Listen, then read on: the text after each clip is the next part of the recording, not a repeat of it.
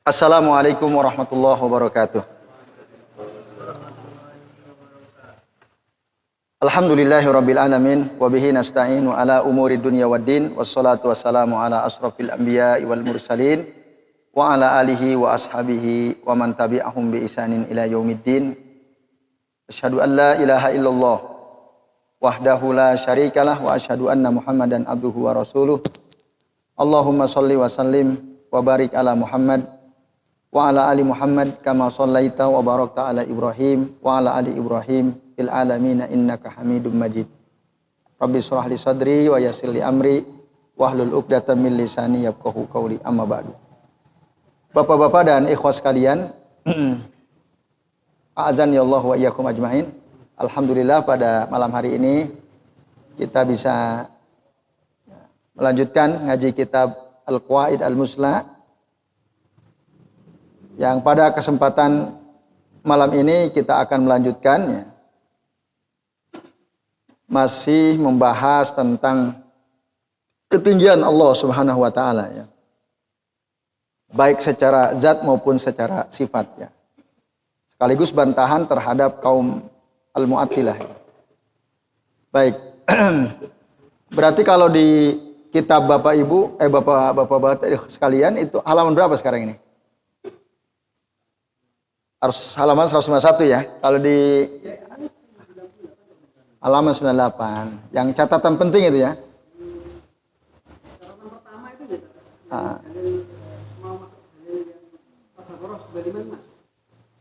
Itu. Oke, ya betul. Ya, baik. Jadi dari pembahasan yang lalu jadi intisari dari apa yang kita udah bahas ya pada pertemuan sebelumnya, tidaklah kontradiktif ya ayat yang menyatakan kebersamaan Allah dengan makhluk dan ayat yang menyatakan ketinggian Allah Subhanahu wa taala. Itu sama sekali nggak ada kontradiksi. Itu ya, kemarin itu ya. Kita bahas soal itu. Dan penjelasannya seperti apa kita sudah bahas. Jadi makna ma'iyah itu tidak harus bersatu di tempat yang sama, tidak harus ya. Nah, itu yang kita bahas pada pertemuan sebelumnya. Nah, sekarang kita akan membahas ya hujjah yang penting terkait dengan ketinggian Allah Subhanahu wa taala. Ya, maka dikatakan qala al-muallif rahimahullah, berkata muallif kitab ini yaitu Syekh Muhammad bin Shalih Al-Utsaimin. Nah, asyartu fi ma sabaqa ila anna uluwallahi ta'ala sabitun bil kitabi was sunnati wal aqli wal fitrati wal ijma'. Aku telah menunjukkan bahwa ya, berdasarkan keterangan yang lalu bahwasannya ketinggian Allah Ta'ala itu ya jelas ditetapkan oleh Alkitab, oleh As-Sunnah, oleh akal, oleh fitrah, dan oleh ijma' para ulama. Jadi Al-Quran, As-Sunnah, akal, fitrah, ijma' menunjukkan bahwasanya Allah itu tinggi. Allah itu ada di atas. Nah ini yang ditegaskan pada bab ini oleh Syekh Ibnu Al-Utsaimin rahimahullah.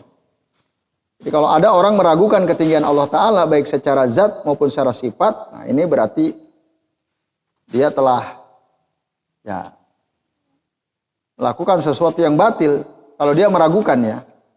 Bahkan nanti ya bisa menjadi kafir.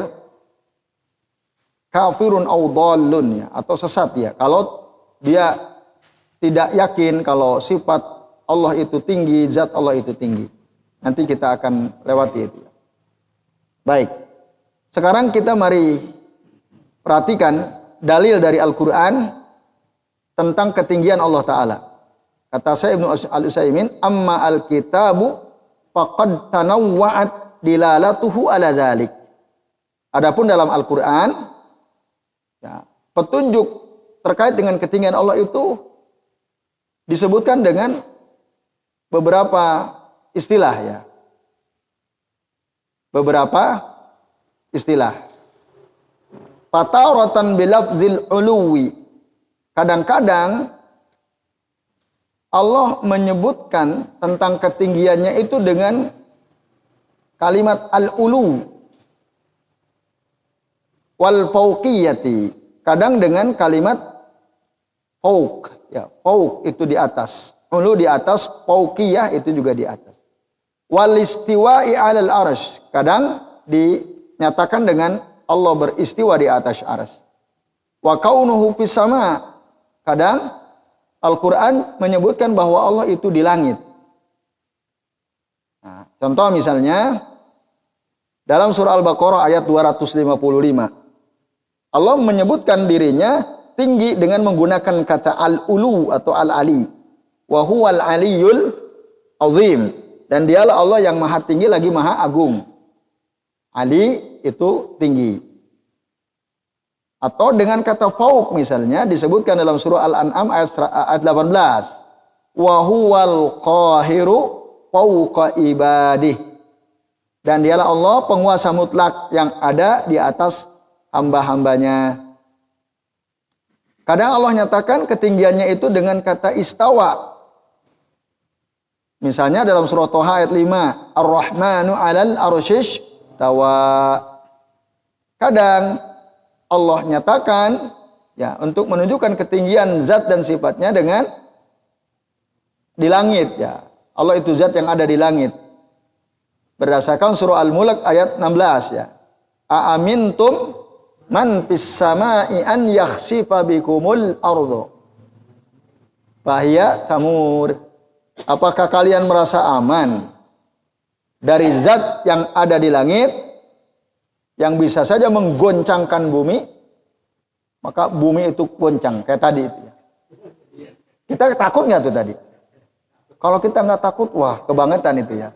Nah, maka gempa tadi, gempa. Ngerasa nggak Pak Sidik? Nggak ngerasa. Kalau nggak kerasa berarti nggak tahu. Oh nggak kerasa. Ya tadi kita pas kajian itu.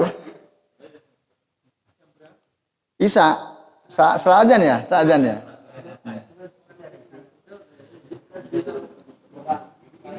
Oke, itu ya. Baik. Mari kita kembali fokus lagi bahwa banyak ayat Al-Quran yang menunjukkan ketinggian Allah Ta'ala dengan beragam pernyataan tadi. Kadang bil ulu, kadang bil fauqiyah, kadang bistiwa alal arsy, kadang is-sama gitu ya. Karena makna as-sama itu artinya yang tinggi. Wa taratan bil lafzi su'udil asya wa urujiha. Kadang-kadang Allah juga menyatakan untuk menunjukkan ketinggiannya itu dengan kata su'ud, naiknya sesuatu ke Allah, atau uruj mi'raj itu ya, juga naiknya sesuatu. Wa rafa'a ilaih, atau Allah angkat untuk menuju kepadanya. Contoh misalnya dalam surah Fatir ayat 10, ilaihi yas'adu al-kalimu thayyib. Jadi kalimat yang baik itu naik kepadanya. Naik kepadanya. Berarti kalau naik, Allah ada di mana? Ada di atas. Karena kalimat yang baik wal amalu shalih yarfa'u. Berarti naik ke atas. Atau dalam surah Al-Ma'arij ada ayat berbunyi ta'rujul malaikatu warruhu ilaihi. Jadi malaikat dan ruh ta'ruj, naik kemana? Ilaihi, ke Allah subhanahu wa ta'ala. Jadi kalau malaikat, ruh naik ke atas, ke Allah maksudnya berarti naik ke Allah, berarti Allah ada di mana? Ada di atas. Atau ketika Allah menjelaskan tentang Isa ya, diwafatkan oleh Allah Ta'ala dan Allah angkat ke atas. Dalam surah Ali Imran ayat 55. Idh qala Allahu ya Isa inni mutawaffika wa rafi'uka ilayya. Ingatlah ketika Allah berkata kepada Isa, ya Isa inni mutawaffika. Sesungguhnya aku mewafatkan kamu wa rafi'uka ilayya, dan aku mengangkat kamu kepadaku. Mengangkat berarti ke atas. Atau kadang-kadang wataratan bilafzi nuzulil asya minhu. Kadang Allah menyatakan ketinggiannya itu dengan istilah apa? Turunnya sesuatu dari Allah. Turun sesuatu dari Allah. Berarti Allah ada di atas. Contoh misalnya dalam surah An-Nahl ayat 102. Qul katakanlah nazzalahu ruhul qudus min rabbika. Katakanlah Muhammad, Al-Quran itu diturunkan oleh Ruh Kudus dari mana? Min rabbika, dari Tuhanmu. Jadi turun dari Allah berarti Allah di atas. Atau dalam surah As-Sajdah ayat 5, yudabbiru al-amra minas sama'i ilal ardi. Allah mengatur urusan dari langit ke dari atas ke bawah. Clear ya? Jelas. Al-Qadar gimana? Inna anzalnahu fi lailatul qadar. Iya, itu juga. Intinya banyak sekali ayat-ayat Al-Qur'an yang menunjukkan ketinggian Allah Ta'ala dengan berbagai macam istilah. Ada nuzul minhu, atau as-su'ud wal uruj ilaihi, atau tadi al-ulu wal fawqiyah, ar-raf'u dan seterusnya. Nah, adapun berdasarkan sunnah, ya Bapak-bapak dan ikhwah sekalian, azani Allah wa iyyakum ajmain, ya. Juga banyak hadis-hadis yang menjelaskan ketinggian Allah Ta'ala berdasarkan sunnah Nabi, baik sunnah kauliyah maupun sunnah fi'liyah maupun sunnah ikrariyah, ya, takririyah atau ikrariyah. Contoh misalnya hadis yang menjelaskan ketinggian Allah Ta'ala secara kauliyah, apa misalnya? Nah, di sini dikatakan, ya, faqad dallat alaihi bi anwa'iha al-qauliyati wal fi'liyati wal iqrariyati fi ahadits katsiratin tablughu haddat tawaturi wa ala wujuhin mutanawwi'ah. Jadi sunnah telah menunjukkan ketinggian Allah Ta'ala dengan berbagai jenis sunnah, baik ada sunnah qauliyah, sunnah fi'liyah, sunnah takririyah atau iqrariyah, dalam hadis yang banyak, bahkan sampai hadis itu ya sampai pada derajat mutawatir saking banyaknya, dengan beragam istilah tadi ya. Contoh misal sunnah qauliyah yang menunjukkan ketinggian Allah Ta'ala, yaitu doa Nabi ketika beliau sedang sujud yang diajarkan kepada para sahabatnya, tentu kepada kita selaku umatnya. Di antara doa sujud yang dibaca oleh Nabi apa? Subhana rabbiyal a'la. Maha suci Tuhanku yang maha tinggi. Nah, itu kan qauliyah, Rasul mengatakan rabbiyal a'la. Nah, itu. Sementara atau hadis lain misalnya yang juga ini hadis qauliyah ya, sunnah qauliyah. Qala Nabi ya sallallahu alaihi wasallam, Nabi sallallahu bersabda, "Innallaha lamma qadal khalqa." Sesungguhnya Allah Ta'ala ketika menciptakan makhluk, kataba indahu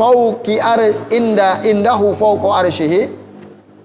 Allah menulis ya di sisinya, di atas arsy-Nya, inna rahmati sabaqat ghadabi. Sesungguhnya kasih sayangku mendahului kemarahanku. Ada kata kataba indahu fawqa arsyihi, ada kata fawqa. Itu sunnah qauliyah itu. Rasul mengatakan Allah itu ada di atas arsy. Nah, ini Bapak-bapak dan ikhwas sekalian, a'adzani Allah wa iyyakum ajmain. Nah, sabbihisma rabbikal a'la dalam Al-Qur'an. Itu dalam Quran. Ini kita membahas dari sunnah ya. Atau yang ketiga, Rasulullah pernah bersabda, Allah ta'manuni wa ana aminun man fis sama. Apakah kalian tidak percaya kepadaku, padahal aku ini adalah orang yang dipercaya oleh zat yang ada di langit. Rasul mengatakan Allah itu man fis sama, zat yang ada di langit. Nah, ini Bapak-bapak dan ibu sekalian, a'adzani Allah wa iyyakum ajmain. Nah, sementara sunnah yang menunjukkan sunnah fi'liyah yang menunjukkan Allah itu di atas, sunnah fi'liyah ya. Apa berarti sunnah fi'liyah itu? Perbuatan Nabi SAW yang menunjukkan bahwa Allah di atas adalah pada saat Rasulullah SAW khutbah Jumat, lalu kala itu ada seorang sahabat datang kepada Nabi, ya, meminta kepada Nabi saat Nabi khutbah untuk berdoa kepada Allah Ta'ala karena sudah lama tidak turun hujan. Udah habis perbekalan, hewan-hewan, unta-unta nggak bisa jalan. Akhirnya fad'ullaha, ya, berdoalah engkau kepada Allah ya Rasulullah an yugisana, ya, supaya Allah menurunkan hujan kepada kita. Maka Rasul berdoa, rafa'a yadayhi, ya, rafa'a yadayhi 'alal mimbari yaumal jumu'ati Allahumma agisna, Allahumma agisna.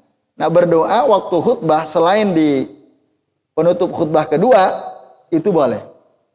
Di luar ini ya, di luar kan khutbah Jumat 2 kali tuh. Khutbah kedua kan ada doa. Nah, itu enggak begini. Tapi di luar itu, ini dalilnya bahwa Rasul waktu itu rafa'a yadaihi.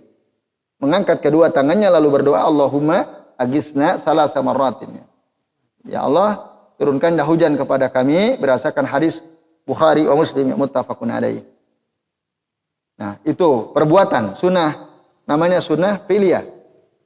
Atau pada saat Rasulullah berdoa waktu khutbah pada hari Arafah, atau waktu beliau khutbah di hari Arafah ya, di padang Arafah, Rasul menyatakan dalam khutbahnya itu,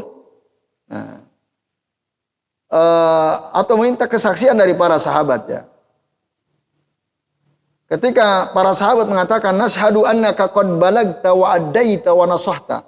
Kami bersaksi bahwasanya engkau ya Rasulullah telah menyampaikan, telah menunaikan, telah menyampaikan nasihat.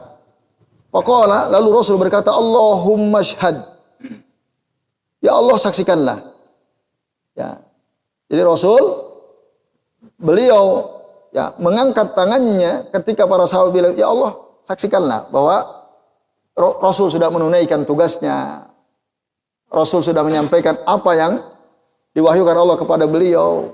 Bahkan Rasul sudah menunaikannya, sudah menasihati para sahabat kaum muslimin ya. Waktu itu Rasul bilang, Allahumma syhad, ya Allah saksikanlah. Ini hadis rawahu Muslim ya, dari Jabir bin Abdullah radhiyallahu anhu. Nah, kemudian kalau sunnah takririyahnya mana?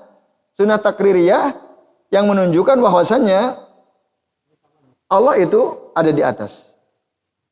Ya, yaitu ketika beliau bertanya kepada seorang hamba sahaya wanita ya, yang mau dimerdekakan kan. Waktu itu ada seorang sahabat, kalau nggak salah si Utsman bin Muawiyah ya. Muawiyah bin Al-Hakam ya. Beliau punya budak, budaknya itu agak lalai gitu. Sehingga salah satu kambingnya itu dimakan serigala. Lalu kemudian dipukul gitu ya. Lalu menyesal. Karena menyesal, maka beliau ingin menebus penyesalannya itu dengan memerdekakan si budak perempuan ini. Lalu kata Rasul, ya suruh sini dulu. Mana coba? Nah, akhirnya didatangkan kepada Nabi. Nabi bertanya kepada dia. Salah satu pertanyaan Nabi adalah, Aina Allah? Di mana Allah? Lalu qalat fis sama, Allah di atas. Kata si hamba wanita ini, fa'aqarraha. Lalu Nabi menyetujuinya, membenarkan jawaban si wanita tadi. Lalu beliau bilang kepada Muawiyah bin Al-Hakam ya. Apa kata beliau? A'tikha fa innaha mu'minah, bebaskan dia. Karena sesungguhnya dia ini orang beriman. Ketika dia jawab Allahu fis sama, Rasul menyuruh, ya bebaskan. Nah, ini menunjukkan takrirnya Nabi SAW bahwasanya Allah itu ada di atas. Nah, ini ya, jelas ya. Jadi dalilnya banyak banget lah. Kalau ada orang menolak, wah ini kebangetan gitu. Dalilnya sudah sangat jelas dalam Al-Quran, dalam Sunnah, clear banget. Lalu secara akal, apa ada dalil secara akal? Ada. Secara akal jelas sekali bahwasanya ya, secara akal tentu menjelaskan bahwasanya akal, berdasarkan akal, wajib hukumnya bagi Allah itu memiliki sifat-sifat yang sempurna. Allah itu karena maha sempurna, pasti sifat-sifatnya sempurna. Dan Allah pasti tidak mungkin kurang. Itu. Dan al-ulu, ketinggian itu merupakan sifatu kamalin. Ya, adalah menunjukkan sifat yang sempurna. Wasuflu naksun, sementara bawah itu menunjukkan kekurangan. Maka disitulah Nabi ketika kita naik ke atas, kita dianjurkan untuk mengucapkan apa? Takbir, Allahu Akbar. Ketika turun, jalan turun, subhanallah. Kenapa? Nah, apa relevansi ucapan takbir dan tasbih ketika turun, takbir ketika naik? Dalam kitab yang ditulis oleh Syekh Al-Utsaimin ketika membahas masalah akidah ya, dari hadis-hadis tentang akidah dalam Sahih Bukhari, Syekh Al-Utsaimin mengatakan, menjelaskan relevansi ucapan Allahu Akbar saat kita naik adalah apa?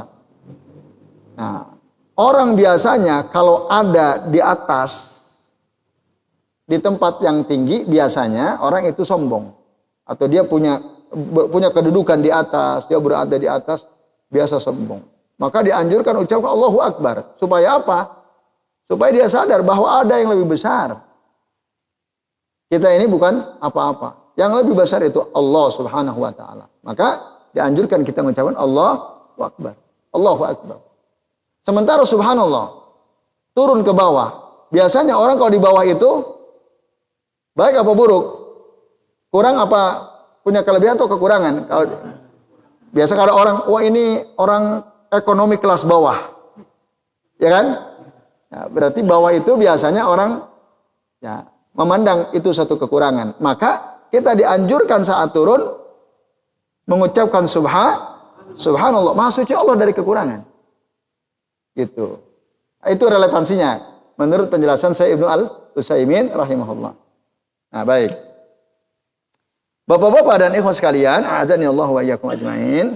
Nah, jadi secara akal itu tinggi itu menunjukkan kesempurnaan, bawah itu menunjukkan kekurangan. Oleh karenanya wajib ya bagi Allah sifat-sifat yang tinggi, sifat al-ulu wa tanzihuhu an diddihi, dan mensucikan Allah Ta'ala dari sifat kebalikannya. Itu secara akal. Adapun secara fitrah, ya. Secara fitrah itu apa fitrah? Fitrah itu ya, kalau akal kan jelas ya, rasio. Kalau fitrah perasaan ya. Secara fitrah, secara perasaan, itu juga menunjukkan ketinggian Allah Ta'ala. Dilalah doruriyah fitriyah. Petunjuk yang pasti secara fitrah menunjukkan bahwa Allah di atas. Contoh gini, ketika ada orang berdoa, ada orang takut, nah, maka dia akan kembali kepada Tuhannya. Dan bagaimana keadaan hati kita misalnya, waktu kita takut, ya, waktu kita berdoa, kira-kira fokus hati kita kemana? Ke atas, ke bawah, samping kanan, samping kiri? Atas. Secara fitrah, perasaan kita ke atas. Jadi orang, ya Allah gitu ya, hati kita tuh ke atas. Ampuni dosa-dosa hamba ya Rabb. Nah, bukan kan kita nggak ngerasa ke kanan atau ke kiri kan? Secara fitrah pasti ke atas. Nah itu. Nah, dan coba tanya orang-orang yang sedang sholat gitu ya. Ketika mereka membaca dalam sujud mereka doa Subhana Rabbiyal A'la, coba tanya, kita waktu doa sujud Subhana Rabbiyal A'la, kira-kira fokus hati kita kemana? Aku kurang ngerti, paham aja orang. Itu lain lagi ya. Ya, ada nggak orang nggak paham baca doa? Dalam sholat ada nggak? Mungkin kalau kita tanya orang yang nggak ngerti, mbah orang ngerti, yang penting katanya begini bacanya kan itu. Orang yang ngerti Subhana Rabbiyal A'la kan jelas artinya Maha Suci Allah yang Maha Tinggi. Nah, maka disinilah penting kita paham doa-doa yang kita baca di dalam sholat supaya tadi hati kita hadir. Maka saat kita sujud Subhana Rabbiyal A'la, berarti Maha Suci Allah yang ada di atas, yang Maha Tinggi. Itu secara fitrah pasti hatinya ke atas. Nah, adapun ijma', para sahabat, para tabi'in, para ulama bersepakat bahwasanya Allah Ta'ala itu ada di atas langit, istiwa di atas arsy. Perkataan mereka masyhur, ya, bidzalika nassun wa dhahira, baik secara tersirat maupun secara tersurat, ya, baik secara implisit maupun secara eksplisit. Lalu Ibnu Al-Utsaimin memberikan contoh pernyataan dari ulama salafus saleh, Imam Al-Auza'i. Ya, Imam Al-Auza'i disebutkan riwayatnya dalam ya Imam Al-Baihaqi dalam kitab Al-Asma' wa Sifah dan yang lainnya dengan sanad yang sahih disahihkan oleh Syekh Al-Albani. Apa kata Imam Al-Auza'i? Kunna wattabi'una mutawafirun naqul. Kami dan para tabi'in banyak ya, para tabi'in mengatakan innallaha ta'ala Ya, zikrahu fawqa arsyihi. Sesungguhnya Allah Ta'ala, ya, yang namanya ada di atas, Allah yang maha tinggi itu fawqa arsyihi, di atas arsy-Nya. Wa nu'minu bima ja'at bihi as-sunnatu minas sifat. Dan kami percaya apa yang dijelaskan oleh sunnah dari sifat-sifat Allah Subhanahu wa taala. Nah itu. Lalu saya bilang, wa qad nukila al-ijma' ala zalika ghairu wahidin min ahli ilm. Telah dinukil ijma' dari para ulama, bukan hanya dari salah satu ulama. Banyak ya. Maka wa muhalun an yaqa'a fi misli zalika khilaf. Maka tidaklah mungkin ya dalam masalah ini ada perselisihan di antara para ulama salaf. Ya, tentang apa ketinggian Allah Subhanahu wa taala. Wa qad tatabaqat alaihi hadhihi al-adillatil 'azimah allati la yukhalifuha illa mukabirun. Ya, tamisa ala qalbihi. Jadi dalilnya banyak sekali, dalil yang banyak agung. Yang tidak mungkin diselisihi kecuali oleh orang yang mukabir, orang yang sombong, yang tertutup hatinya. Ya, wajtalathu asyayatinu an fitratihi, atau yang secara fitrah dia dirusak oleh syaitan.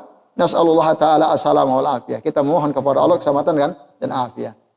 Nah, itu pernyataan dari saya Ibnu Al-Utsaimin. Jadi semua ulama as-salafus saleh sepakat Allah itu di atas. Kalau ada orang nggak percaya itu orang sombong. Orang yang hatinya udah tertutup matanya. Ya, fitrahnya sudah rusak. Fa uluwullahi ta'ala bijatihi wa sifatihi min abyanil asya wa azhariha dalilan wa ahaqul asya'i wa asbatuha waqi'an.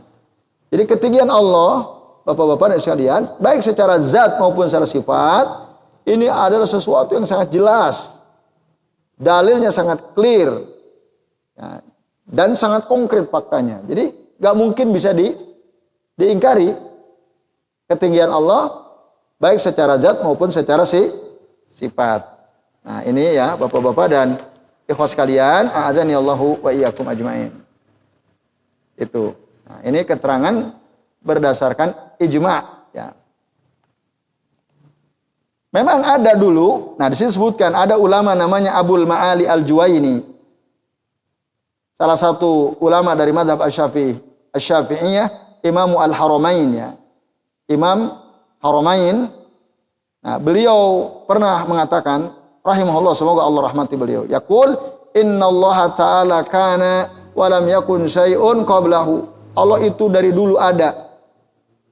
Tidak ada sesuatu yang ada sebelum Allah Ta'ala. Wa huwal an ala ma kana alaihi qabla al-arsy, katanya. Dan Allah sekarang ini ya seperti Allah dulu sebelum adanya arsy. Idzan hal istawa 'alal arsy am la. Jadi Allah istawa di atas arsy atau tidak? Sementara Allah itu sejak arsy belum ada, Allah sudah ada. Nah, pernyataan beliau ini, ya, Bapak-bapak dan ikhwas sekalian, mengisyaratkan ya, adanya pengingkaran terhadap keyakinan bahwa Allah istawa di atas arsy. Ini dari siapa? Imam Abu Al-Ma'ali Al-Juwaini. Nah, itu. Maka jawabannya ya, dikutip dalam kitab syarahnya, faqala lahu Abu Al-A'la Al-Hamdani, berkatalah kepada beliau Abu Al-A'la Al-Hamdani. Abu Al-A'la Al-Hamdani ini siapa?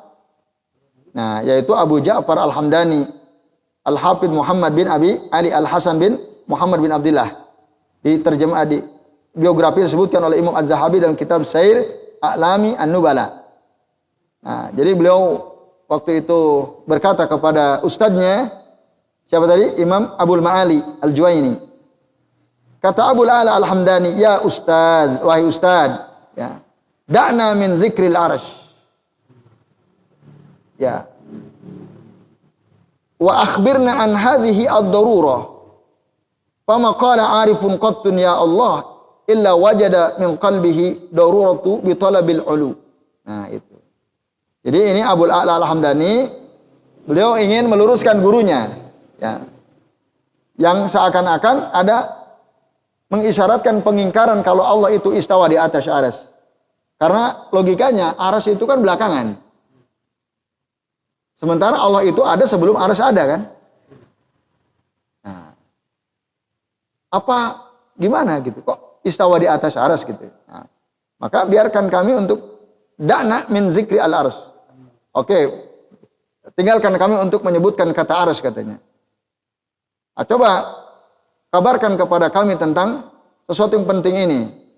Pamaqala arif, tidaklah mungkin orang yang ngerti itu, ya, tidak mungkin sama sekali orang yang ngerti dia mengatakan ya Allah, ketika dia mengucapkan ya Allah, illa wajada min kibalihi daruratan bi talabil ulu.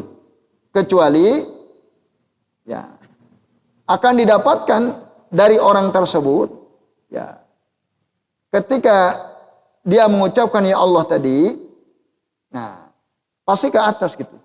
Ya Allah gitu ya. Pasti pikirannya ke atas. Itu udah jelas itu. Seandainya pun kita enggak menyebut istawa 'alal arsy gitu ya. Seandainya kita enggak sebut itu, nah secara darurah pasti setiap orang yang mengucapkan ya Allah itu hatinya ke atas. Ini Bapak-bapak dan sekalian. Maka faqala Abul Ma'ali, berkatalah Abul Ma'ali wa qad daraba 'ala ra'si katanya. Dia mukul-mukul kepala begini. Hayyarani al-Hamdani katanya. Ini si Hamdani ini bikin aku pusing gitu. Nah, ini menunjukkan apa? Bingung nih. Siapa? Abul Ma'ali al-Juwaini. Ketika dinasihati oleh muridnya siapa? Abul A'la al-Hamdani. Nah, ini. Dan akhirnya beliau tidak bisa menjawab. Karena memang secara fitrah orang begitu pasti. Ketika dia Allah, pikirannya ke atas, hatinya ke atas. Nah, ini. Maka lalu dikatakan Fama min insanin hatta walau angkara bilisanihi annallaha fil ulu. Tidaklah ada satupun orang, bahkan seandainya pun dia mengingkari ketinggian Allah secara lisan, illa wa fitratuhu taqul, kecuali fitrahnya pasti mengatakan innallaha fil ulu. Secara fitrah dia pasti akan mengatakan Allah itu di atas. Gitu. Walaupun secara lisan Allah enggak di atas. Sekarang gini aja, ada enggak orang-orang yang menolak kalau Allah itu ada istawa di atas arsy? Ada enggak? Banyak nggak? Zaman sekarang banyak nggak? Banyak kan? Tapi saat dia berdoa gimana? Saat itu fitrahnya menunjukkan Allah di atas. Walaupun dia nolak, enggak, Allah itu ada di mana-mana. Tapi apa dia berdoa begini? Kan enggak kan? Gini. Enggak. Dia fokus ke atas. Secara fitrahnya dia pasti memohon kepada Allah ke atas. Walaupun mungkin nanti dia bantah lagi. Itu sebenarnya nggak bisa diingkari. Fitrahnya nggak bisa diingkari. Walaupun lisan dia mengingkari. Nah ini, sekalian, a'adzani Allah wa iyyakum ajmain. Maka, nah kelima dalil ini, baik dari Al-Quran, baik dari As-Sunnah, baik dari akal, baik dari fitrah, baik dari ijma, apa? Semuanya menunjukkan ala isbati al-uluwi lillahi jalla jalaluh. Semua menunjukkan akan apa? Tetapnya sifat ketinggian Allah Subhanahu wa taala. Zatian, baik secara zat wa sifatan maupun secara sifat. Nah, ini Bapak-bapak dan Ibu sekalian, a'adzani Allah wa iyyakum ajmain. Nah, jelas ya? Kemudian tanbih salis ya, peringatan ketiga kata saya Ibnu Al-Utsaimin. I'lam ayyuhal qari al-karim, ketahuilah wahai pembaca yang mulia ya. Annahu sadara minni kitabatu li ba'di talabah tatadammanu ma qultuhu fi ba'dil majalis bi ma'iyatillahi ta'ala li khalqihi. Ya, keluar dari tulisanku untuk sebagian para penuntut ilmu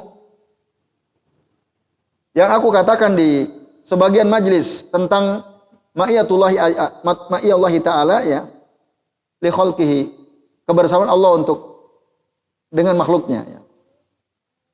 Lalu aku menyebutkan dalam tulisanku itu anna aqidatana anna Allah ta'ala ma'iyatan hakikiyatan atau hakikatan zatiyatan taliku bihi wa taqtadi ihatatuhu bi kulli syai'in ilman wa qudratan wa sam'an wa basaran wa sultanan wa tadbira.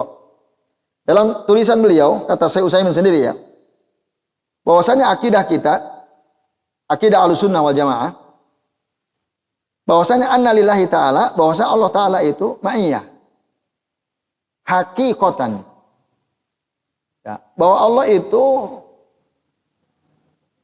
Allah Ta'ala itu memiliki ya sifat ma'iyah tadi ya, membersamai secara hakikat, zatiyatan secara zat memang Allah bersama makhluknya, tapi yang taliku bihi, yang pantas sesuai dengan keagungannya. Nah, dan kebersamaan Allah itu meliputi ya segala sesuatu baik secara ilman wa qudratan. Secara apa kudrah? Kekuasaan, wa sam'an, pendengaran, wa basaran, penglihatan, wa sultanan, apa? Sultanan atau mulkan ya, kerajaannya, wa tadbiran, kepengurusannya, wa annahu subhanahu munazzahun an yakuna mukhtalitan bil khalq.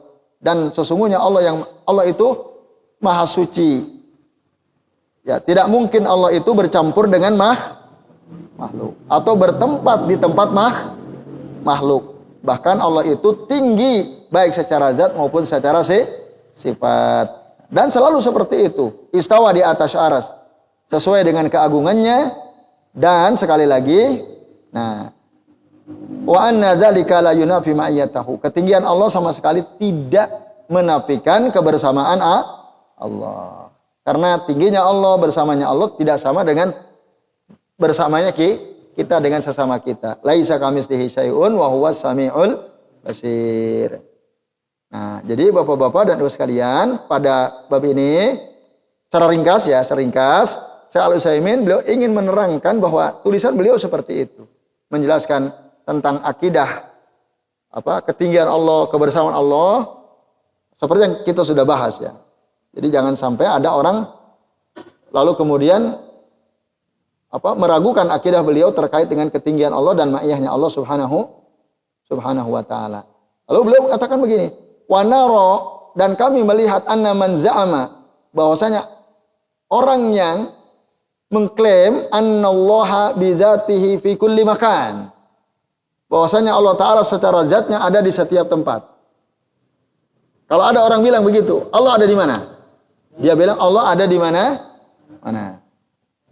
Misalnya ada orang bilang begitu. Kalau kita tanya Allah ada di mana? Dia bilang Allah itu ada di mana? Mana? Atau apa istilahnya Mas Fajar? Allah wujud bila makan gitu ya. Allah ada tapi tanpa tempat. Berarti ada di mana-mana kan? Apa kata Syekh Al-Utsaimin? Anna man za'ama anna Allah bi dzatihi fi kulli makan. Perhatikan kata-kata ini. Bahwasanya orang yang mengklaim Allah Ta'ala secara zat ada di setiap tempat, fahuwa kafirun. Fahuwa kafirun aw dhallun. Maka orang ini kafir atau sesat. Ini taqadahu. Kalau dia meyakini itu. Wa kadzibun. Dan dia dusta bohong. In nasabahu ila ghairihi min salafil ummah aw a'immatiha. Kalau dia menyandarkan kalimat tersebut ya, kepada ulama salaf gitu ya. Para ulama salaf atau terhadap salafus saleh, salaful ummah. Itu bohong. Kalau dia, ada Syekh fulan, ada Imam fulan mengatakan Allah itu ada di mana-mana misalnya. Itu bohong dia, kadzib. Itu kata Syekh Ibnu Al-Utsaimin rahimahullah. Jadi orang yang ngerti betul, paham betul Allah Ta'ala, paham akan kekuasaan Allah Subhanahu wa Ta'ala, nah, pasti dia akan katakan innallaha ma'a khalqihi fil. Dia enggak mungkin mengatakan innallaha ma'a khalqihi fil ardi. Allah ada bersama makhluknya di bumi. Itu enggak mungkin. Nah, maka Syekh Utsaimin belum bilang, aku senantiasa dan akan terus mengingkari perkataan ini di setiap majelis dari majelis-majelis yang ada. Nah, dan aku memohon kepada Allah Ta'ala supaya Allah mengokohkanku dan saudara-saudaraku kaum muslimin dengan perkataan yang kokoh fil hayati dunia wal akhirah. Baik dalam kehidupan dunia maupun akhirat, yaitu apa? Allah itu tinggi baik secara zat maupun secara sifat. Itu nggak mungkin berubah kata-kata itu. Akan selalu aku katakan demikian. Itu kata Syekh Ibnu Al-Utsaimin. Atau dalam tulisan beliau disebut di majalah ini yang terbit tahun sekian. Nah itu saya kira ini ya keterangan tambahan dari Syekh Ibnu Al-Utsaimin akan kekokohan beliau yang menyatakan bahwa Allah itu ya tinggi secara zat maupun sifat, walaupun tadi ada ma'iyatullah bersama makhluk, tapi dalam arti yang kita udah bahas kemarin. Nah ini, jadi ya memang betul ada kebersamaan Allah dengan makhluk, tapi bukan berarti Allah ada di tempat yang sama dengan makhluk atau Allah bersatu dengan makhluk. Bukan demikian. Nah, jadi ini Bapak-bapak dan ibu sekalian, a'adzani Allah wa iyyakum ajmain. Nah, jadi kata beliau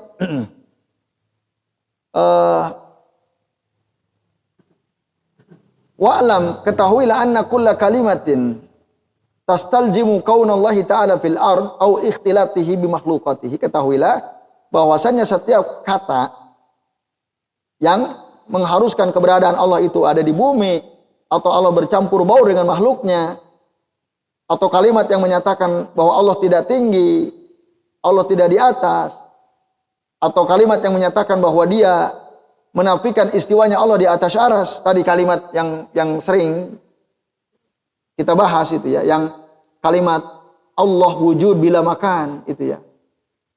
Berarti kalimat ketika ada orang mengatakan Allah wujud bila makan, dia mengingkari istiwa Allah di atas arsy atau tidak?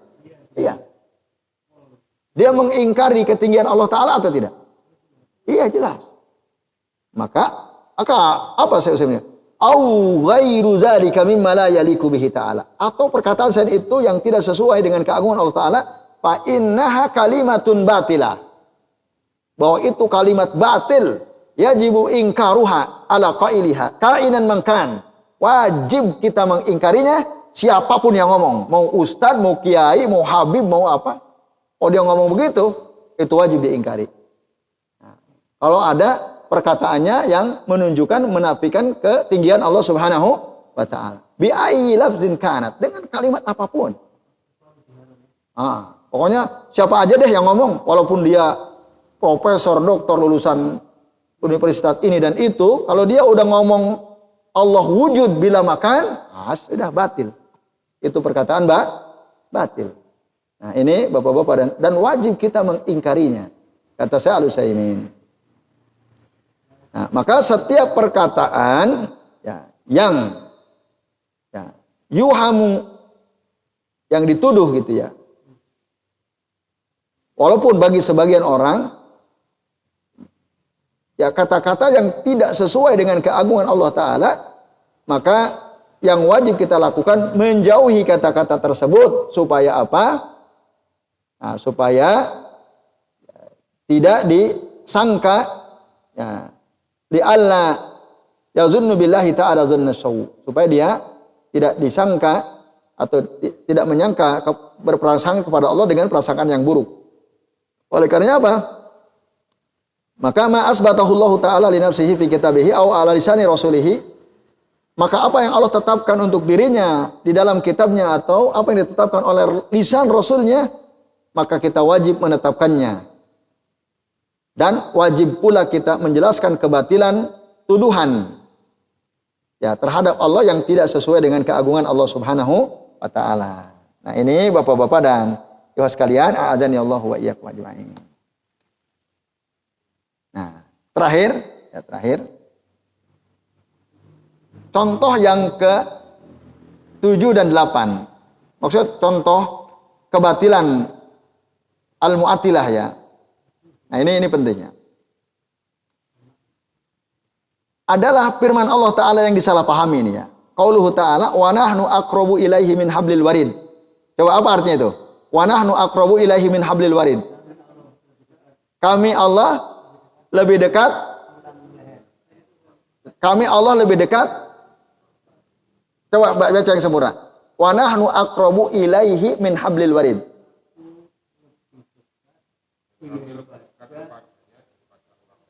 Kepadanya itu siapa nyahnya di situ? Hamba ya. Hamba maksudnya manusia kan? Nah, jadi kami ini lebih dekat kepada hamba daripada urat lehernya sendiri. Apa yang antum pahami? Ada sebagian orang berdalil dengan ayat ini, jadi Allah itu dekat. Berarti kan lebih dekat daripada urat leher kita. Berarti Allah kan hulul, ada. Menyatu. Dalilnya mereka, mana dalil antum kok antum katakan Allah itu menyatu? Ya, maka yang kita udah bahas juga yang menyatakan wahdatul wujud, Allah menyatu wujudnya bersama kita. Dalilnya mana? Wa nahnu aqrabu ilaihi min hablil warid. Ini syubhat ini. Nah, atau dalam surah Al-Waqiah ayat 85, wa nahnu aqrabu ilaihi minkum. dan kami lebih dekat kepadanya daripada kalian, kan itu. Nah, Bapak sekalian, kalau Ahlussunnah mengatakan bahwa yang dimaksud dekat di sini haitsu fassaru al-qurb fihima yakni bi qurbil malaikat. Jadi yang dekat itu bukan Allah tapi malaikat. Nah, ini penting. Jadi ayat 16 surah Qaf atau surah Al-Waqiah 85, wa nahnu aqrabu ilaihi minkum atau wa nahnu aqrabu ilaihi min hablil warid, yang dekat itu bukan Allah tapi malaikat. Nah, itu tafsirnya. Walaupun nanti kalau kita buka tafsir Al-Jalalain misalnya, beliau menjelaskan ilmunya Allah yang dekat. Jadi ada dua yang ada mengatakan apa? Ilmu, tapi nanti sebagian ulama kalau kita buka tafsir Ibnu Katsir atau tafsir Ibnu Al-Jauzi, itu yang dimaksud dekat. Nahnu di sini adalah malaikat. Malaikat kami gitu. Jadi Allah mengatakan wa nahnu aqrabu ilaihi min hablil warid, dan kami maksudnya malaikat itu lebih dekat kepada manusia daripada urat lehernya. Nah, lalu orang-orang Mu'attilah menuduh, oh kalau begitu kalian berarti telah memalingkan kalam Allah Ta'ala ini dari zahirnya. Itu kan? Lalu dijawab bahwa penjelasan dekat dalam dua ayat di atas, yang dimaksud dekat itu malaikat, bukanlah bentuk pemalingan kata dari zahirnya bagi orang yang mau merenungkan. Itu sama sekali tidak memalingkan makna zahir. Kalau diartikan wa nahnu aqrabu ilaihi min hablil warid, ini maksudnya dan malaikat kami itu lebih dekat kepadanya daripada urat lehernya. Itu sama sekali tidak sorful kalam an zahirihi, tidak memalingkan kata dari zahirnya, tidak. Itu makna zahirnya seperti itu. Contoh, Syekh Al-Utsaimin memberi beberapa contoh. Coba perhatikan secara lengkap surah Qaf tadi, mulai dari ayat 16 sampai ayat 18. Apa kata Allah? Wa nahnu aqrabu ilaihi min hablil warid id yatalaqqal mutalaqiyani anil yamini wa anis shimali qa'id. Nah, kan jelas tuh lanjutannya. Ma yalfidhu min qaulin illa ladaihi raqibun atid. Coba, kalau antum perhatikan ayat ini, dan kami maksudnya malaikat lebih dekat kepada dia daripada urat lehernya, id, ya. Ketika apa? Mereka yatalaqqal mutalaqiyan. Ya. Ketika mereka berdua, malaikat dua ini, ya, mencatat, gitu ya, dari kanan maupun dari kiri, ya, anil yamini wa anis shimali qa'id, gitu ya, ada di situ. Ya. Maksudnya dua malaikat.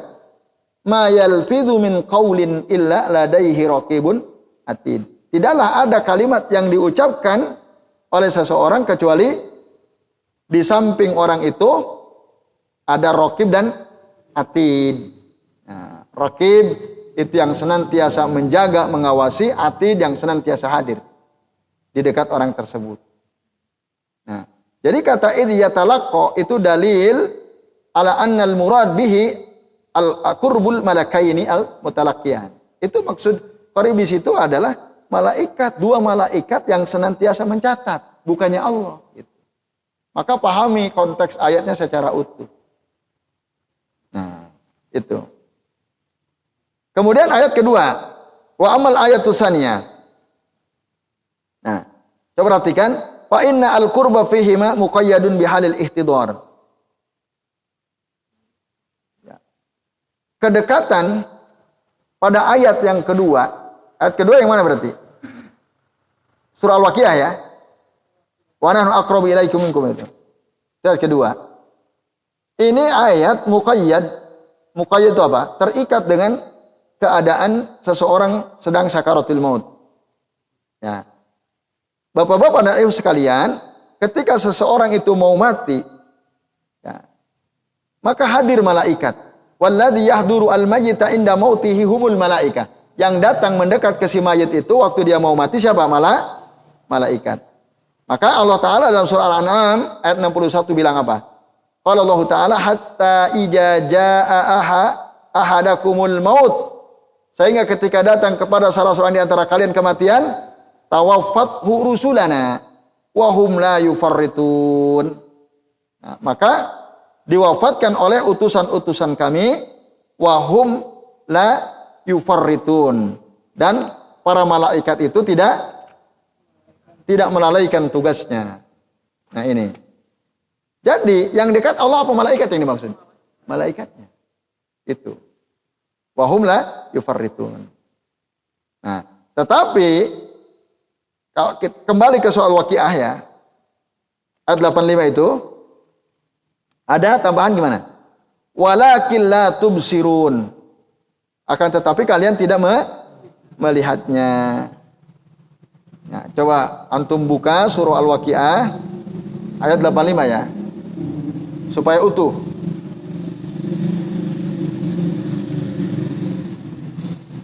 Wa nahnu aqrabu ilaihi minkum itu. Wa nahnu aqrabu ilaihi minkum.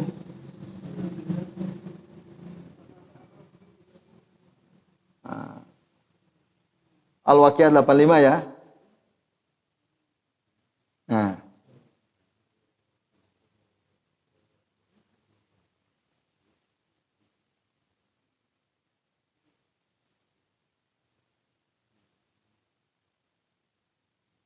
Walakin la tubsirun. Nah, itu kan wa nahnu aqrabu ilaihi minkum walakin la tubsirun. Tapi kalian tidak bisa melihat.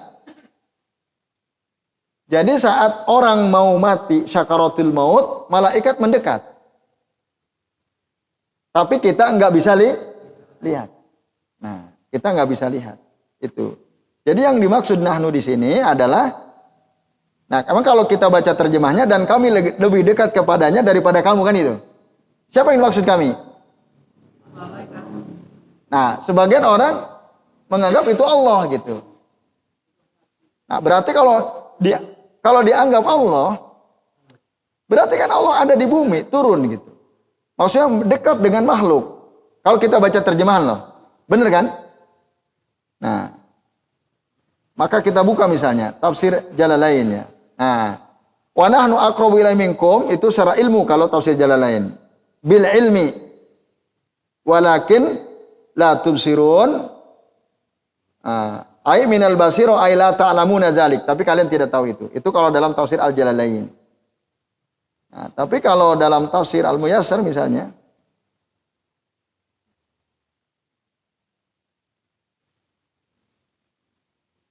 nah, dalam tafsir Al-Muyassar ditafsirkan surah Al-Waqiah ayat berapa tadi? 85 itu yang dimaksud walakin la tubsirun atau wa nahnu aqrabu ilaihi minkum, itu maksudnya wa nahnu aqrabu ilaihi minkum bi malaikatina. Nah, dengan malaikat-malaikat kami walakinnakum la tarawnahum, tapi kalian tidak bisa melihat mereka. Jadi nanti kita bisa baca tafsir-tafsir lain dari kalangan ulama salafus saleh, itu maknanya bukan Allah tapi malaikatnya. Malaikat Allah itu yang dekat dengan orang yang sedang syakaratul maut. Nah, ini Bapak-bapak dan Ibu sekalian. Maka Syekh Al-Utsaimin mengatakan ini ayat ya dalilan bayyina. Dalil yang sangat jelas ala annahumul malaikah, bahwa yang dekat yang maksud itu adalah para malaikat. Nah, jadi id yadullu ala anna hadzal qarib fi nafsil makan. Jadi emang kedekatan yang maksud dalam ayat ini adalah ada di tempat yang sama, ya fi nafsil makan. Walakin la nubsiruhu, tapi kita enggak bisa melihat malaikat. Kalau dulu Mas Fajar masih ingat ya, sebelum Nabi Musa diceritakan dalam kitab Alam Al-Barjah ya. Kitab yang menjelaskan tentang alam barzah itu. Dulu waktu zaman Nabi Musa, orang itu kalau mau mati bisa nggak melihat malakul maut? Bisa. Nah, tapi saat itu Allah hilangkan kemampuan itu. Jadi nggak bisa melihat malaikatnya. Oh dulu waktu zaman Nabi Musa bisa. Nah, ada riwayat yang menjelaskan masalah itu. Nah, maka bapak-bapak dan ibu sekalian, ya, jadi yang dimaksud dekat pada ayat ini adalah malaikat. Itu. An yakuna al-murad qurbul malaikat. Karena kalau Allah nggak mungkin menyatu dengan makhluk. Allah maha suci, maha segalanya kok bersatu dengan makhluk yang yang serba kekurangan. Lalu ada pertanyaan. Lalu kenapa kata itu disandarkan, diidofahkan kepada Allah Ta'ala? Kan nahnu itu apa artinya nahnu? Kami kan? Yang ngomong siapa? Allah kan? Kenapa Allah menjelaskan dengan kata nahnu, kami, tapi kok maksudnya malaikat gitu? Kenapa? Kok gitu? Ya kan? Sebagian orang meragukan itu, kan jadi aneh gitu. Allah yang bilang sendiri, wa nahnu aqrabu ilaihi min hablil warid, tapi kok maksudnya malaikat? Itu maksudnya piye gitu bahasa kitanya. Jawabannya apa? Nah, jawabannya adafallahu ta'ala qurbal malaika ilaihi li'anna qurbahum bi amrihi. Ya. Jadi Allah mengidofahkan kata dekat di situ kepada malaikat karena kedekatan malaikat dengan makhluk itu atas perintah Allah Ta'ala itu. Makanya Allah bilang nahnu. Karena malaikat itu adalah tentara-tentara Allah dan utusan-utusan Allah. Wa hum junuduhu wa rusuluh. Gitu. Contoh ya, dalam ayat yang lain Allah menggunakan ya kata nahnu tapi maksudnya malaikat. Contoh lain. Ya. Jadi ini sesuatu yang tidak janggal, biasa gitu. Allah menggunakan kata nahnu tapi maksudnya malaikat. Diterangkan kan di kitab, contoh dalam surah Al-Qiyamah ayat 18. Ada ya? Ada nggak di kitab Bapak Ibu? Bapak-bapak, ada ya? Nah, dalam surah Al-Qiyamah ayat 18 gimana bunyi ayatnya? Wa idza qara'nahu fattabi Qur'ana. Apa artinya?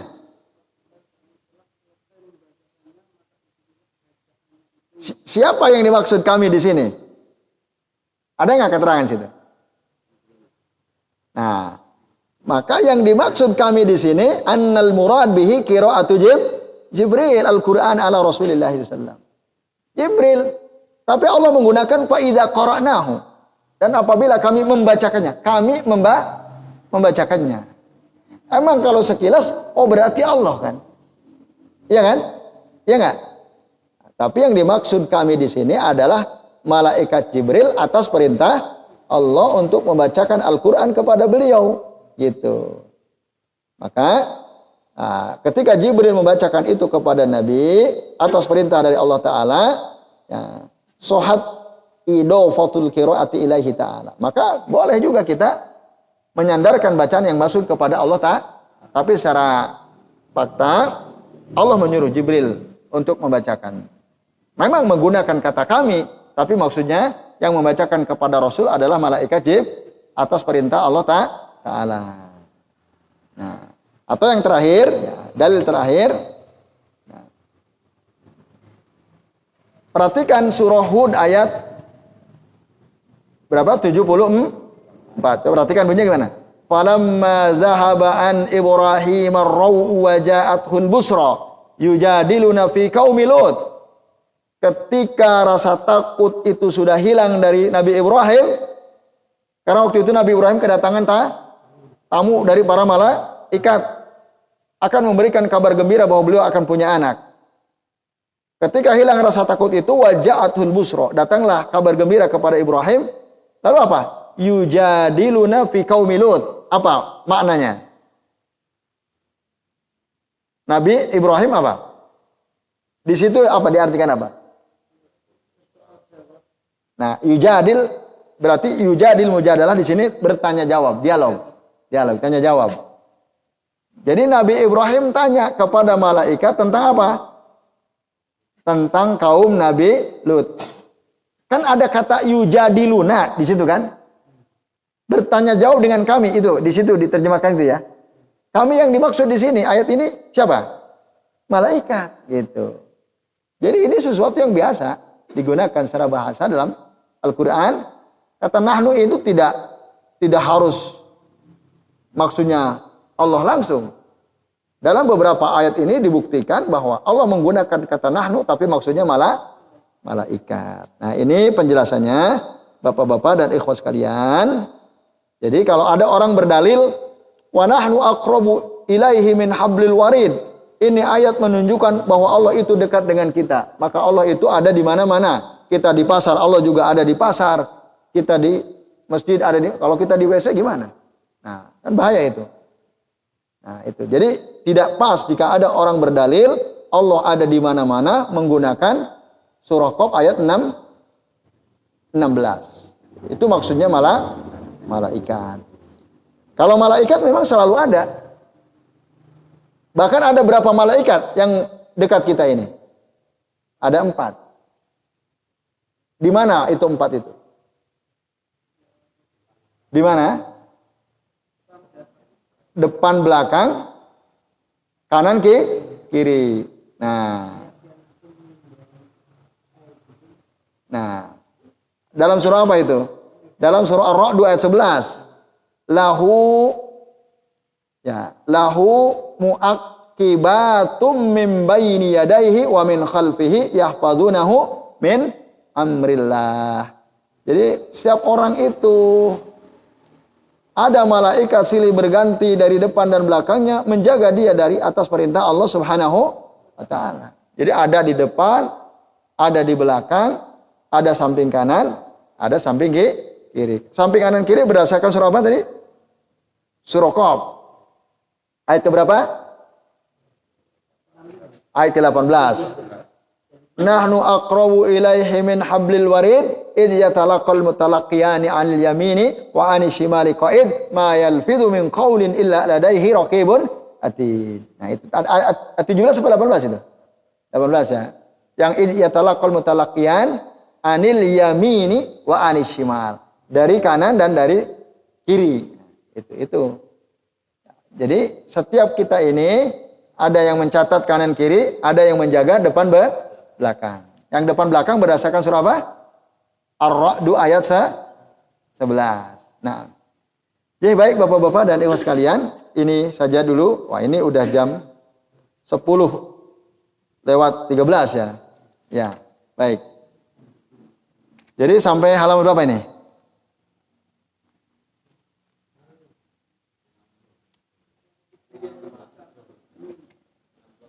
161 ya. Ya berarti besok 162 insyaallah. Ya ada tinggal sedikit lagi insyaallah. Ya mudah-mudahan apa yang kita bahas ini bermanfaat dan menambah keyakinan bahwasanya Allah itu maha tinggi baik secara sifat maupun secara zat, tapi juga tidak menafikan kebersamaan Allah dengan kita sebagai makhluk. Dan itu sesuatu yang tidak kontradiksi ya. Baik Bapak-bapak dan sekalian, gimana ini? Apakah ada yang mau ditanyakan? Iya, silakan.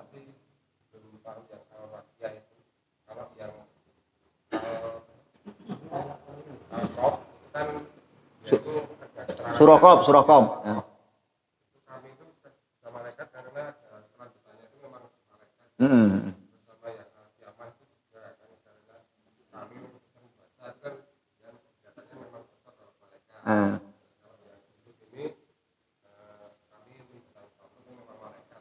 Kalau al-Waqiah itu bisa malaikat dan di ayat 85 tadi ya. Penjelasannya bagaimana? Ya. Al-Waqiah 85 tadi kan? Wa nahnu aqrabu ilaihi minkum walakil la tubsirun itu kan? Ya. Nah. Bagaimana penjelasannya? Kalau saya Ibnu Al-Utsaimin mengatakan, ini dalilan bayyinan ala annahum al-malaikah. Ini dalil yang sangat jelas bahwa yang maksud kami di sini adalah malaikat. Dia dulu ala anna al-qarib fi nafsil makan, bahwa yang dimaksud dekat di sini di satu tempat yang sama, walakilla nubsiruhu, tapi kita tidak melihatnya itu.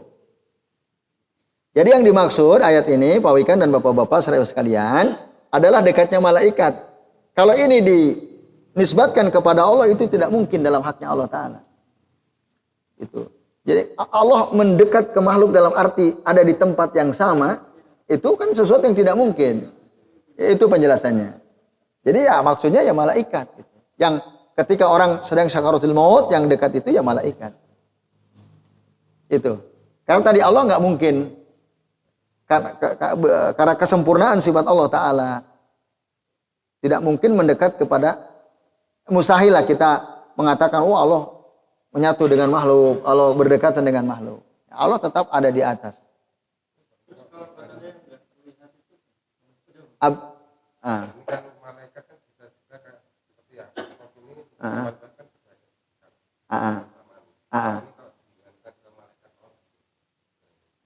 Oh, tentu gitu. Yang antum tanya malakul mautnya ya. Nah, itu tentu harus baca ayat sebelumnya ya. Dan atau ayat sesudahnya.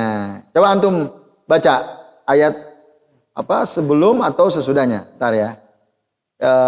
Mana tadi surah apa tadi yang antum tanyakan? Surah Al-Waqiah ayat 85 ya.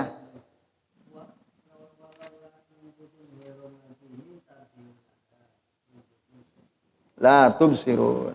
Ya. Iya.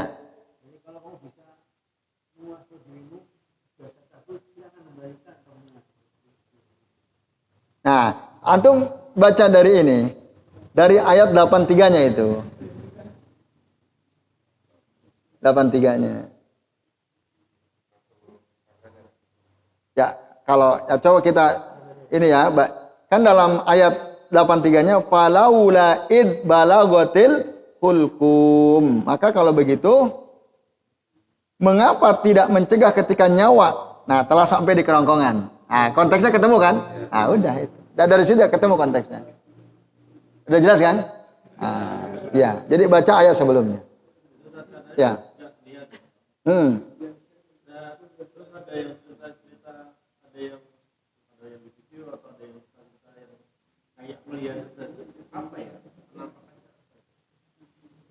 Oh, ada orang ketika mau mati melihat. Iya. Nah, memang ada penjelasan kalau orang yang mau matinya dia diperlihatkan. Orang yang mau matinya.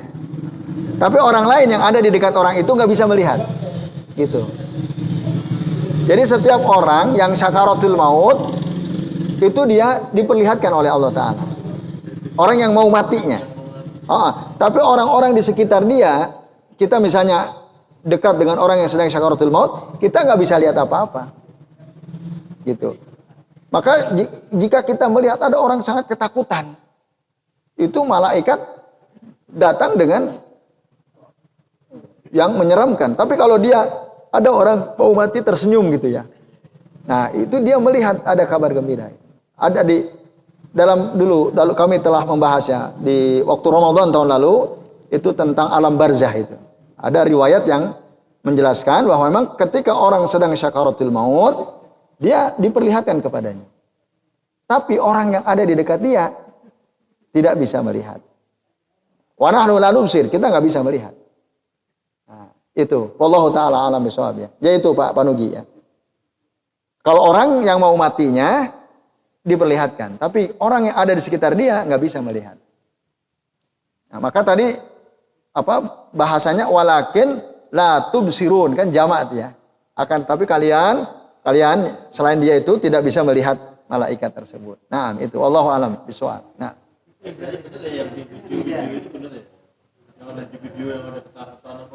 Ya, tapi kalau video itu mampu menangkap ketakutan, ya seperti itu. Jadi tergantung amalan dia. Kalau amalannya jelek, banyak maksiat, maka begitu keadaannya. Tapi kalau dia orang soleh, banyak beramal baik, nah maka dia meninggal dalam keadaan senang gitu ya, tersenyum. Diantaranya misalnya, yaitu Panugi. Allah alam bisawab. Gimana Pak Nasir? Ketika berlaku sampai ketika sampai ke ruangan, kamu nggak bisa nonton, tetap lepas. Jadi itu membuktikan bahwa betapa lemahnya manusia.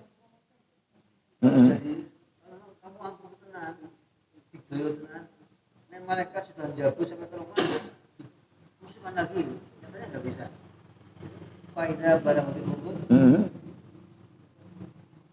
Ya. Falaula idza balagatil hulqum wa antum hina idzin tanzurun. Wa nahnu aqrabu ilaihi minkum walakin la tubsirun. Nah, itu menarik juga tuh kalau kita buka lagi tuh ayat 84-nya ya. Wa antum hina idzin tanzurun. Nah, dan kamu ketika itu melihat. Nah, siapa yang dimaksud kamu ini? Padahal di ayat berikutnya wa nahnu aqrabu ilaihi minkum walakin la tanzurun. Walakin la tubsirun. Nah, di ayat 85-nya tapi kalian tidak melihat. Tapi di ayat 84 wa antum hina idzin tanzurun.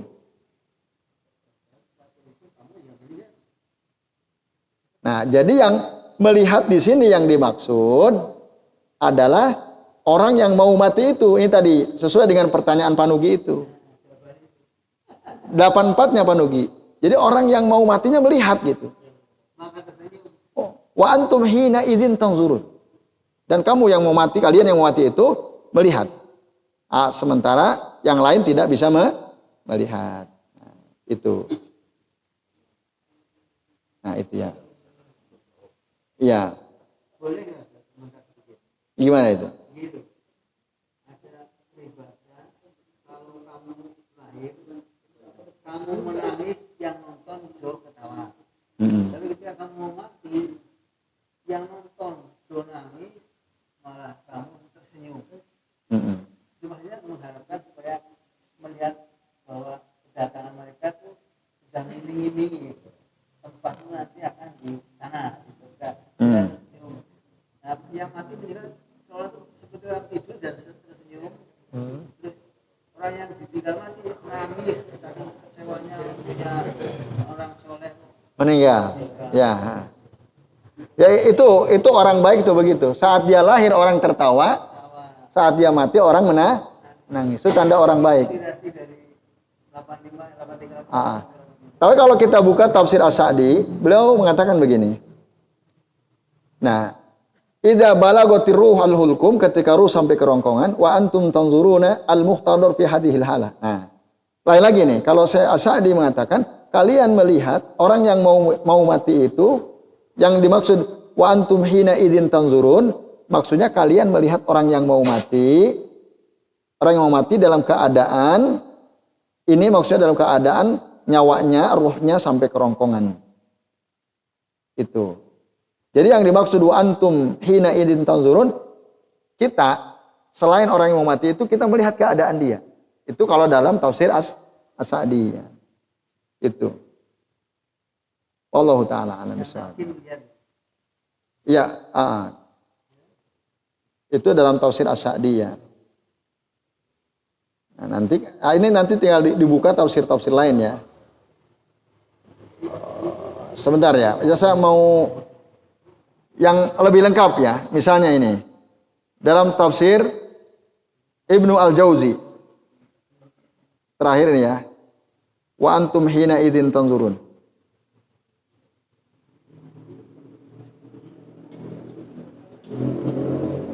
Tanzurun.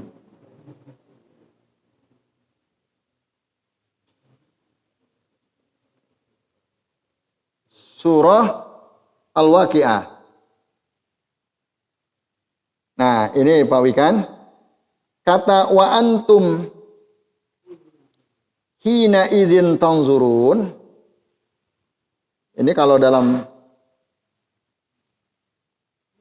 tafsir Ibnu Al-Jauzi, beliau mengatakan begini. Wa antum yakni ahlal mayyit, keluarga si mayit, tanzurun, melihat ila sultanillahi ta'ala wa amrihi, kepada kekuasaan Allah Ta'ala dan perintah Allah Ta'ala. Atau makna yang kedua, tanzuruna ilal insani fitil kalhalah, kalian menyaksikan, melihat orang yang sedang sakaratul maut dalam keadaan seperti itu. Wala tamlikuna lahu syai'a, dan kalian nggak bisa ngapa-ngapain gitu. Tapi kalian lihat keadaannya begitu tuh, orang yang sedang sakaratul maut. Itu kalau di tafsir Ibnu Adib. Gitu, bisa. Itu yang dimaksud wa antum hina idzin tanzurun, itu maksudnya. Kalian lihat sendiri bagaimana keadaan orang mau mati itu. Gitu. Nah, tapi walakin Apa tadi? Walakin wa nahnu aqrabu ilaihi minkum walakil la tubsirun. Tapi kami, maksudnya malaikat lebih dekat kepada dia, tapi kalian tidak bisa melihat. Itu wallahu ta'ala. Allah taala bisawab. Nah. Ya baik, Bapak Ibu, Bapak-bapak dan sekalian, kita cukupkan dulu ya. Sampai sini, mudah-mudahan bermanfaat. Mari kita akhiri dengan baca doa kafaratul majlis. Subhanakallahumma wa bihamdika asyhadu an la ilaha illa anta astaghfiruka wa atubu ilaik.